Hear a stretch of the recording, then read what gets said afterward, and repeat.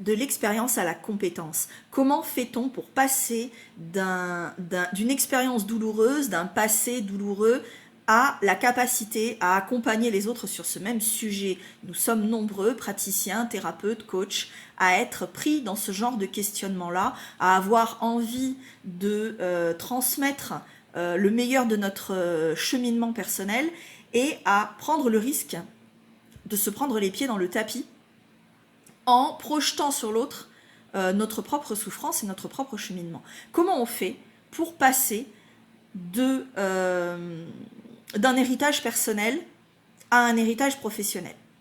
C'est la question qu'on va traiter ensemble aujourd'hui. Alors, premièrement, c'est important de regarder en face le fait qu'on ne devient pas praticien par hasard. On devient praticien parce qu'on porte en nous des questionnements existentiels, des problématiques précises, parfois lourdes, qui nous ont travaillé une grande partie de notre vie et que nous avons dénouées au fil du temps. Comme disait Jacques Ardoineau, on ne travaille que les sujets qui nous travaillent.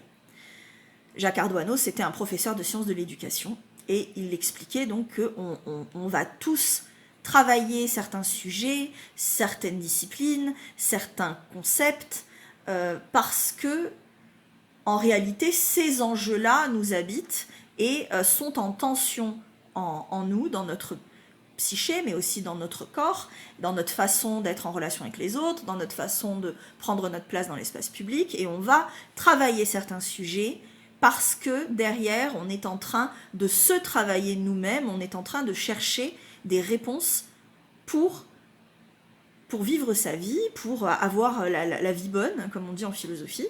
On cherche notre façon d'avancer à travers notre travail, à travers nos sujets d'études, à travers nos choix de lecture, etc., etc.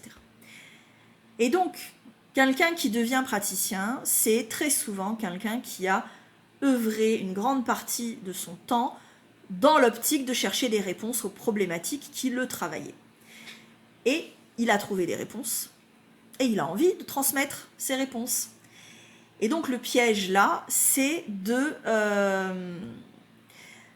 y a deux pièges. Le premier, c'est de s'interdire d'aller pratiquer sur ce terrain-là, parce qu'on se dit, oui, mais je vais parler que de sujets qui me touchent personnellement, soit ça va me faire très mal, soit c'est hyper auto-centré, et en fait, je ne vais faire que reproduire, que voir mon image dans le reflet de l'autre. C'est une dérive, c'est un piège, on est d'accord.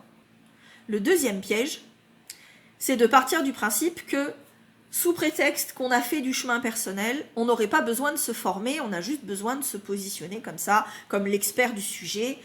Et là, c'est un autre piège, c'est une autre dérive.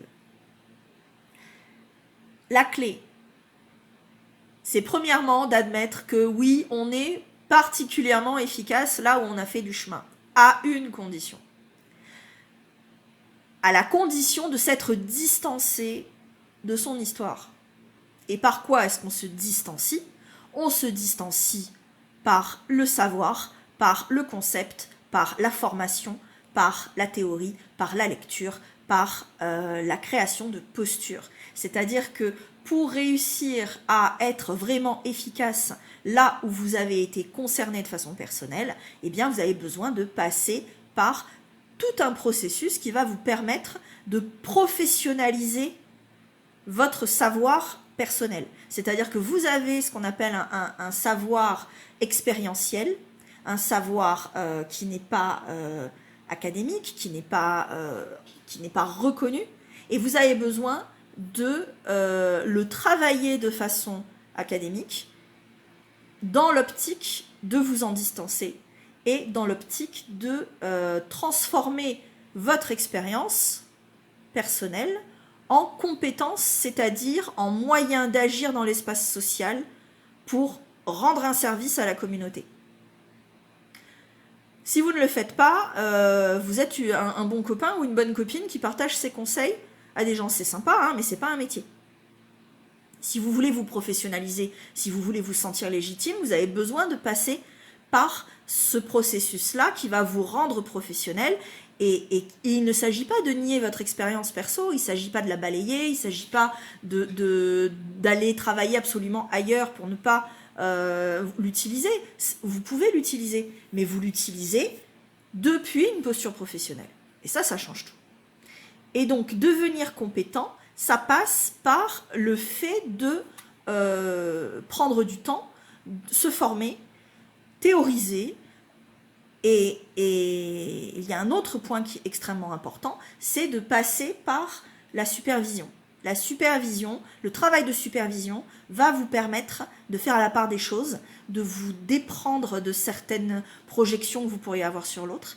Et c'est ça qui va vous permettre d'être particulièrement efficace. C'est-à-dire que si vous arrivez à mixer votre expérience personnelle, c'est-à-dire là où vous avez mis des années de travail acharné pour dénouer des nœuds, et en même temps vous couplez ça à du savoir académique, à de la théorie, à de la supervision et à une posture de travail construite, là vous êtes hyper efficace. Vous êtes hyper efficace et ça se sent dans votre façon de parler, dans votre façon d'analyser les situations, dans la façon de vous taire aussi, ça se sent. Et là, vous pouvez vous sentir extrêmement légitime parce que vous avez combiné ce qui vous travaille, ce qui a fait sens pour vous pendant des années, et une posture qui fait sens pour l'autre. Et c'est ça, être à sa place. Et c'est ce que je vous souhaite. À bientôt.